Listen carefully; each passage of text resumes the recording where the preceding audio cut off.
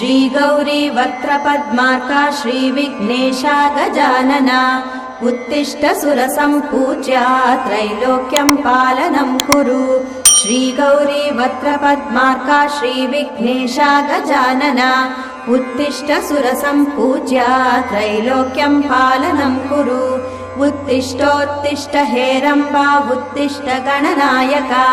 उत्तिष्ठ करुणापूर्णा भक्तानां भाग्यदायका उत्तिष्ठोत्तिष्ठ हेरम्बा उत्तिष्ठ गणनायका उत्तिष्ठ करुणापूर्णा भक्तानां भाग्यदायका श्रीयाकुवाहन शिवात्मज दिव्यगात्रा श्रीभिन्नदन्तधनुजान्तक सूक्ष्मनेत्रा सर्वार्ति दुःखशमना फणिराजसूत्रा देवा गणेश्वर विभो तव सुप्रभातम्।